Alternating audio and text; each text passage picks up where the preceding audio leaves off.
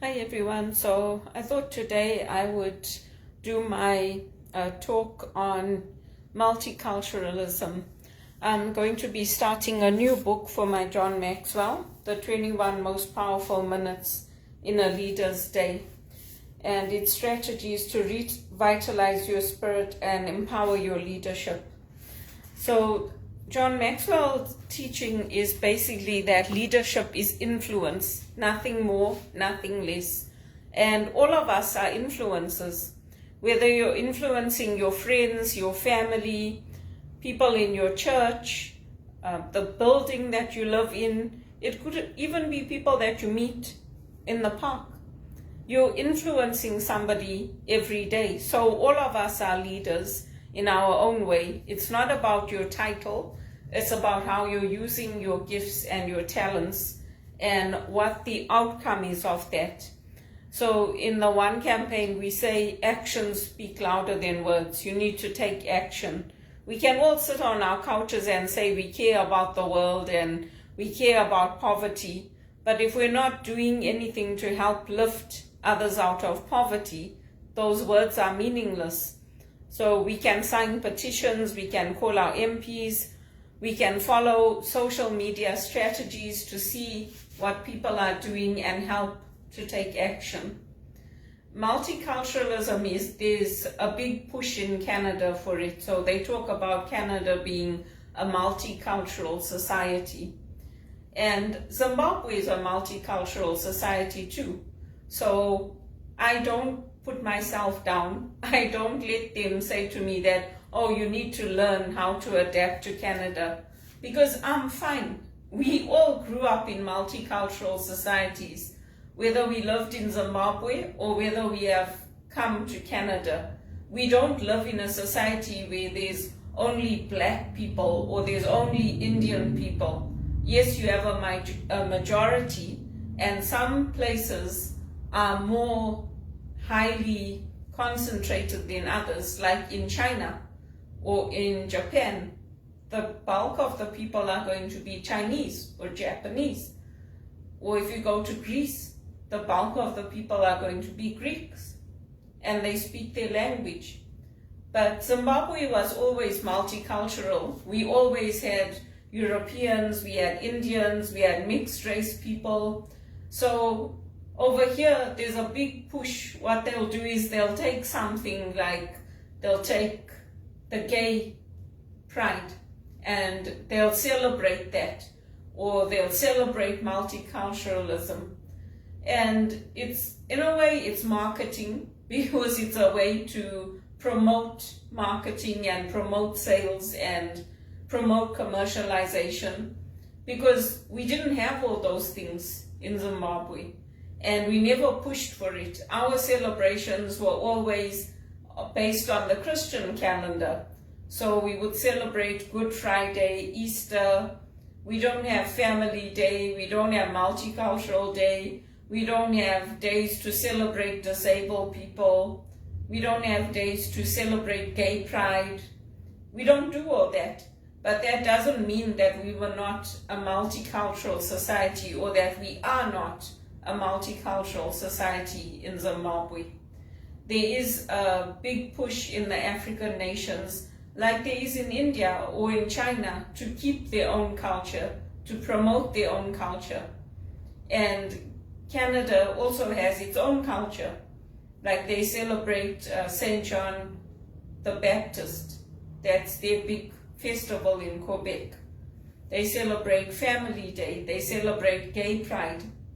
So when you talk about it being a multicultural society, we all come from multicultural societies.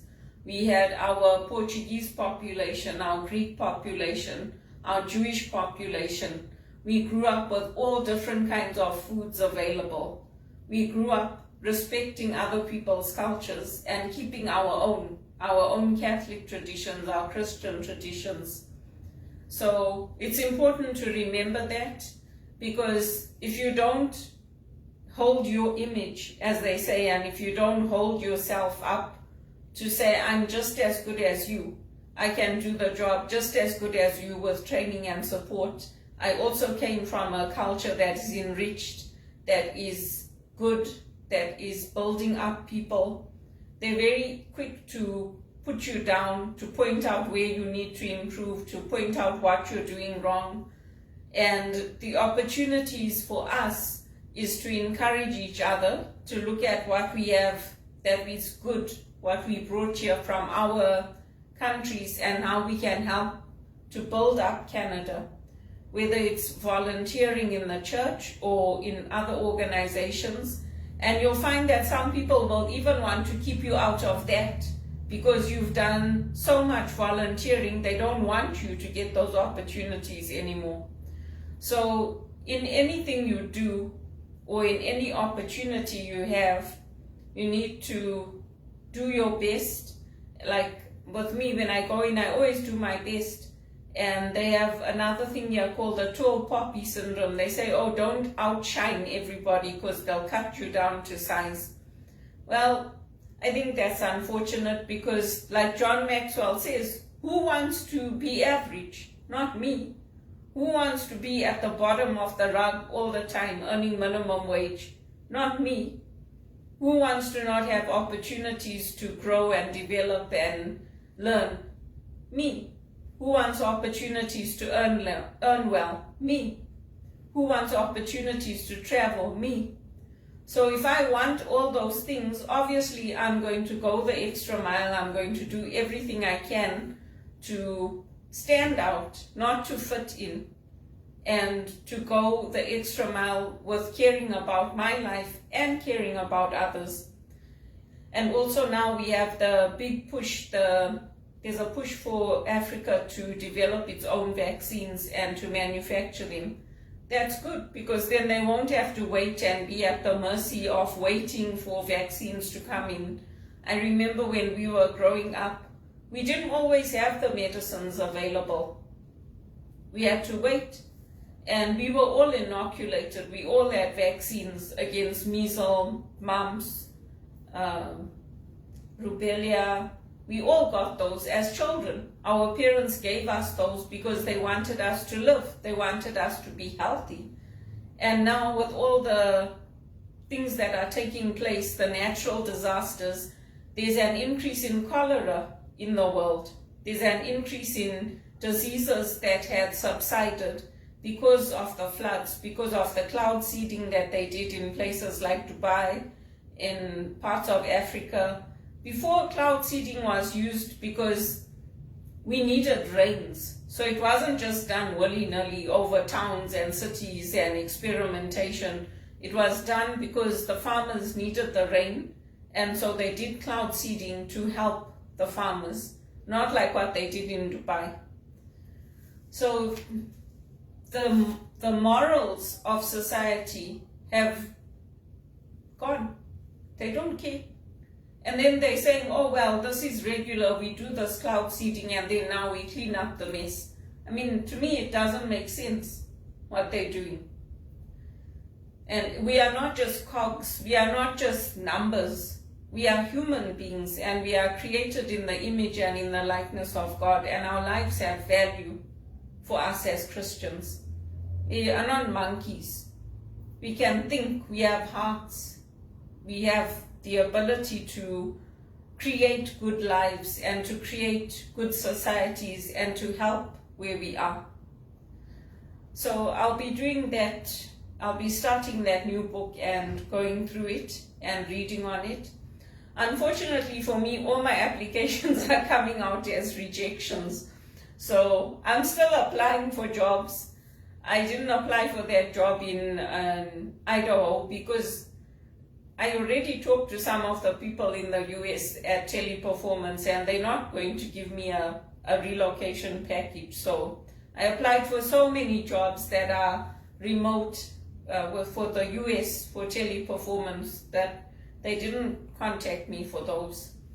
So I guess I'll just have to keep applying. I applied to Ernst Young, I applied to Deloitte, I applied to Covenant House. They also rejected me. And this is not, I've been applying to Covenant House for years. I've been applying to jobs in the church for years. I never get selected. And they say, oh, you don't have experience. So I've been helping in the church from the time I was a kid. So how much more experience do they want? But anyway, I'll just have to keep at the applications and keep focusing on landing that job. Unfortunately, Teleperformance is not hiring in Ontario, so I do have to apply to the jobs that are based in the US where I could possibly work from home. And then also reach out to recruiters, I applied to Altus HR, I applied to Randstad, I applied to Quantum Recruitment, to Manpower. I applied to all different agencies. So I just have to wait and see. I handed out my resume to a couple of the dentists here on the street, the doctor's offices, the lawyer's offices. I took down their email and I emailed my resume to them. And our concierge that's downstairs, I spoke to their manager and he said if I get anything in administration, I'll let you know, because it doesn't make sense for me to get yet another qualification as a security guard when I've already got my HR designation, I've got degrees, I've got a master's in theology. I mean, taking on something else again and they're not landing up work in it doesn't make sense. So let's see. But yeah, multiculturalism, don't let it put you off. We all grew up in multicultural societies. If you lived in Zimbabwe, you grew up in a multicultural society. You grew up respecting other people's faith, other people's religion. It's not like we didn't have gay people in South Africa and Zimbabwe. We did. We just didn't bother to put all rainbows around our logos and market it and sell it. Sometimes when you do that, people get targeted. Their lives get targeted. So it's just like how I got targeted because I'm Catholic and I'm Christian. Even the Satanists target us. So we just have to be aware that we are just as qualified, we are just as elite, we are just the creme de la creme, just like everybody else. And if we can leave our continents and come to these places and start over, we definitely have the ability to succeed. We have to just persevere.